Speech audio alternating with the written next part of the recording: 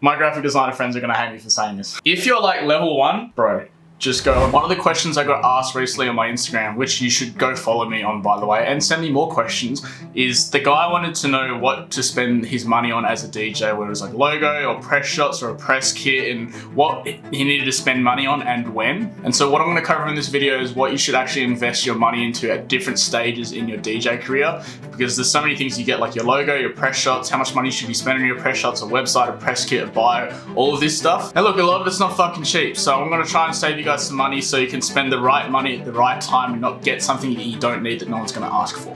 Hey guys, my name's Brandon. I used to DJ and produce as Wilco. I don't DJ anymore, but what I do share on this YouTube channel is some of the personal or career lessons that I learned from my time when I was a DJ, and I'm going to share it with you guys because some of those lessons were emotionally, physically, or financially expensive, and I'd rather them not go to waste, so I just shared them on this YouTube channel so you don't need to repeat any of the dumb mistakes I made in my early 20s. So if you work in nightlife, you're a DJ or a producer, consider subscribing so you don't need to repeat the dumb mistakes I made in my early 20s. Other than that, let's get stuck into it. I get to use my iPad again. Alright, so what I've got here is a handy little table. I've got all the things that you could get on the left hand side here, and the different stages of your DJ career up on the right here. Now to cover, level 1 is basically you haven't gotten any gigs yet, or maybe you've just gotten like a few here or there. Level 2 is like you're regularly DJing and you've got a consistent flow of local gigs. And level 3 is you've actually built a fairly substantial fan base. You're like headlining shows, or at least doing really strong support acts for other big headliners. There is like a level 4 and beyond, which is like your touring and things like that. That's more on the producer end of things, so I'm just not going to cover that in this video. Really, this is for like if you're a local DJ. Cool, so what are the things that you can get? So obviously, firstly, you need a mixtape. I don't need to explain that, but that just needs to show you off like what kind of sound you have. A logo, fairly self-explanatory. A biography, fairly self-explanatory. Press shots, I'm actually going to explain what you should spend money, like how much money you should spend on like at each different stage. A website, you could build one for yourself. Honestly, don't, I literally run an online advertising agency. Don't pay someone, like if you're a local DJ, don't pay someone to build a website for you. You can just get a template on Webflow for like $70, just change the text and the images out, like seriously. I literally had like a producer come up to me like wanting us to like build a website for him. I was like, dude, just go here, get this template. It will like do the trick for you. I'll talk more about websites in a bit. And a press kit PDF is basically a PDF that has like your biography, a bunch of shots, like your socials, your like technical writer and your hospitality writer. So technical writer is like what's the equipment that you need to like play on, and hospitality writer is like what drinks do you want backstage. It's essentially like a PDF, which is like a brochure, or like it's basically a sales pitch for you as a DJ. Alright, so basically every single level needs a mixtape, because you need to like be able to have something to send to a promoter or a venue manager or an owner to actually say like, hey, this is what I sound like and this is what you can expect from me if you book me at your venue or event. So that's fairly self-explanatory. Levels 1, 2, and 3 all need a mixtape. Levels 1, 2, and 3 also all need a logo. Now, if you want to get a logo done, obviously you can go to a graphic designer and things like that, but I'm going to tell you now. My graphic designer friends are going to hate me for saying this. If you're like level 1, bro, just go on Fiverr and get one done for like $25. So I literally used to run a DJ school that like turned into a 6-figure company in like a year. The logo, I paid $20 on Fiverr. That being said though, I am a big believer of the saying that you get what you pay for. So if you really are invested personally into the visual aesthetic of your brand and what that communicates to people, then obviously the financial investment that needs to match your personal investment. So if you're like really into visual art and that component of your brand is really, really important to you, absolutely, don't fucking go on Fiverr. You're gonna get what you pay for. You're gonna get some dude that's done like the same logo for like dozens of other people. So get someone that will like work with you to create the vision that you have for the the visual component of your brand. Now, with your logo, there's something important that I need to add to this as well. So I'm gonna put this onto the next page. Now, there's 2 types of logos you can have. You can have like a visual icon, which is like not words, it's just like a little figure or something like that. And you also have the typography logo, which is literally just like your name in a font. At a bare minimum, you need this. An icon is just a nice personal add-on. Now, the important thing with your typography logo is you need a version that is just like one color. Because what's gonna happen is when your like typography logo gets put onto like a poster with like fucking all these other names, the graphic designer is gonna hate it if yours is this really weird fucking standoutish one. So you need a version of your typography logo that is black and one that is just white. So you can send these logo files to the graphic designer and he won't like fuck with it or anything like that. He can just like drag and drop it there. Now, if you get an icon, exactly the same, you need like a black and a white one. Now, I'm not saying that your logo like on your own socials needs to be just black or white. I'm just saying you need a version of your logo and type like icon and typography logo that is black and another one that is white. So that when the graphic designer can like put it on the posters, they're happy. Cool? Nice. All right, so just make sure you do that. Now the bio, I'm gonna make an argument here that you don't need one, but you can have one. At level 1, you definitely need them at level 2 and level 3. The reason you don't need it at level 1 is because you're not doing any gigs yet. So the bio isn't actually going to be used on the event. The promoter is not going to be like, typically not going to be like, hey, send me a bio to put into the event, because he's not putting the biography of like every single local support act and the dude like opening the club at 8 p.m. So you don't need one, but if you want to write one, sure, like it doesn't cost you any money to write one. If you were gonna do one at all at level 1, I would just do like a short 1 or 2 sentence one-liner kind of thing. You don't need to talk about how you were like classically trained as a pianist at age 8 and you have this unique ethereal, eclectic mix of stuff. Like that doesn't matter. Just like 1 or 2 sentences about like what to expect when they listen to you. I might do a whole nother video on bios because I could talk about it for fucking ages. But at level 1, not super important. You can just write one if you get asked for one. Level 2 and level 3, you're gonna need one because it's more likely that you're gonna get asked from the promoter or the venue manager for one so that they can put it into the event. Definitely need one at level 3, starting to need it at level 2. All right, press shots. You definitely don't need it at level 1 because the promoter or the venue manager isn't gonna,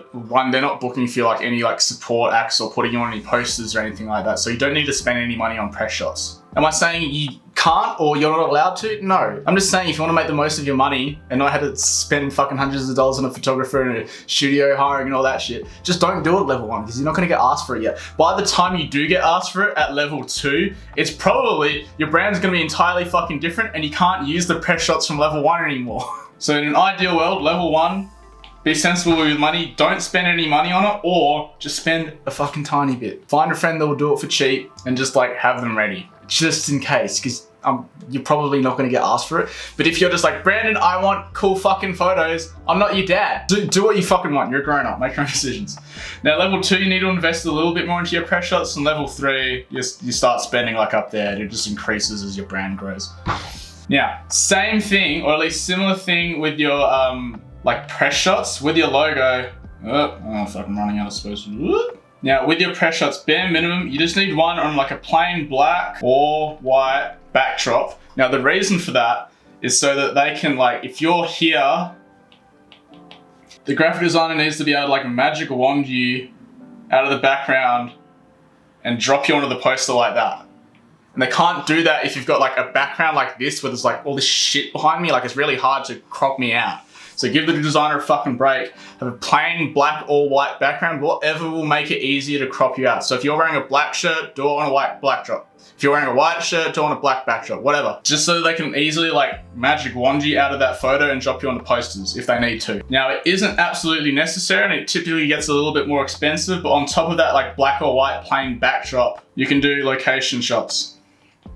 Now this is an opportunity to actually like create more of a visual aesthetic of your brand. Like is it grungy, doing it like in some fucking alleyway or in a parking lot like every fucking DJ ever. So if you're doing location shots, sure do them, but just like at least have a brand image that you're set on first before doing them. Don't just do location shots for the sake of it because then you're just gonna look like everyone else. So bare minimum, like plain backdrop. If you have a brand that you're really visually invested in and you know what that brand aesthetic is, sure, do your location shots as well. Cool, that's press shots. Website, you definitely don't need it at level 1. You don't need it at level 2, but again, I'm not your fucking dad. If you just want to make one, go for it. Level 3, you don't actually really need one, but I would suggest getting one. It's a chance to essentially create another sales channel for your brand. So when you start approaching like, I don't know, events or venues over, I was gonna say over east, but just like in other states or other countries and things like that, you at least have something to send them, which is essentially like another sales channel to show like gigs you've done, maybe podcasts you've been on, interviews of you. It's just like one central hub to just like sell yourself essentially. Another benefit of like having a website is if you're at the point where you can start doing merch and that actually makes sense for you, that's another potential revenue channel for you. So for example, when my Literally Fuck Genres mixtape went viral, I made like custom G-strings that said like Wilco on the front and had the artwork on the back and it said literally fuck me. I actually sold like a bunch of them. Mostly the strippers. Now, press kit PDF. I'm going to explain again what this is. So a press kit PDF is basically like one single PDF, which is like a brochure to sell yourself. You send it in emails to like booking agents and venue managers and stuff like that. It has like your long bio, list of like support acts or support sets you've done, support from like other artists. So like if you've been like reposted or like played out by like another big DJ, you put that in there. Other like big events you've played, so if you like played to 7,000 people on New Year's Eve or something like that, you put it in there. You also have like a tech writer, which is like, a tech writer is basically like an agreement. It's like, hey, if you book me, I need this model CDJs, this model mixer, and like a wireless microphone or some shit. Now you also have a hospitality rider. I've just abbreviated it as a hospo rider. That's basically like, if you book me, I need a bottle of vodka, I need a bottle of orange juice, I need 6 Red Bulls, I need this amount bar card, I need to be staying in like a 5-star hotel, I need someone to drive me around, like all that shit. And it's all just in like one single PDF. It's like really pretty well branded. It's got like photos of you playing like big crowds and like all your social links and all that shit.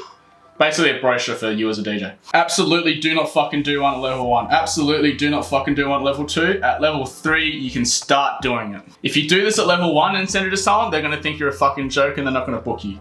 If you do this at level 2, same fucking thing. Level 3 can start doing it, but I'm gonna do it with this caveat. The tech writer and the hospo writer, if you have a sliding scale between like not fucking doing it and like a really fucking annoying one, you need a level of subjectivity to be and self-awareness to know where you sit here. So if you're getting paid like $10,000 a gig, you can start going that way. If you're still getting like local rates, absolutely don't fucking do it. As you start to move away from the local rate, you can start going that way. And even still, like, some self-awareness will go a long way here. Because if you're like just like, yeah, sure, you're playing like a small kind, like you're doing an interstate gig or something like that, but you're still like, you don't really have a big fan base. You're not selling like hundreds of tickets or anything like that. If you send someone a hospo rider that's like, I want a bottle of vodka, I want a bottle of champagne, I want this, I want this, I want this, I want this, I want this, I want this, they're just gonna either like not book you or they're just gonna like fuck off and they're just not gonna give you any of it and it's just gonna leave a bad taste in their mouth. Tech rider, you can start to do it, but just don't be wanky about it. Don't ask for like the biggest fucking thing ever. Anyway, so guys, if you're starting out as a DJ or you're in the middle of your DJ career now, that is my advice to what you should invest your money in at different stages in your DJ career. If you found this helpful, consider subscribing. My camera battery is about to die, so I'm gonna try and wrap this up as fast as I can.